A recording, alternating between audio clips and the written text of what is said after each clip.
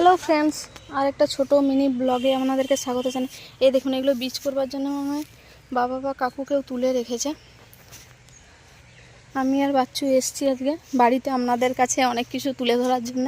অনেকগুলো ভিডিও করেছি, সব একে একে আপলোড করবো। আপনারা অবশ্যই দেখবেন আমাদের ভিডিও। আর এখানের মধ্যে কিছু ভুল ত্রুটি ভালো যাই থাকুক সেইটুকু আমাদেরকে বলবেন।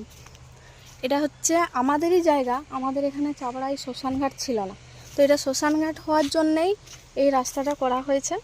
ওই যে ওখানে শ্মশানঘাট হবে, গোটাই পরিষ্কার হচ্ছে, কারণ এখানে বৃষ্টি হলে কোনো মানুষ মারা গেলে পোড়ানোর খুব সমস্যা হতো। তো সেই দিক থেকে এখন রেডি করা হচ্ছে, সরকার থেকেই হচ্ছে, আমাদের পিসিমণির সরকার থেকে হচ্ছে।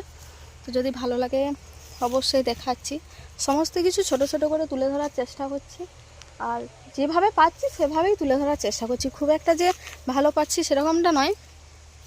তো যদি ভালো লাগে অবশ্যই আমাদের সাথে থাকবেন। এই দেখুন, ওখানে সব পাথর ইট নামানো অলরেডি হয়ে গেছে।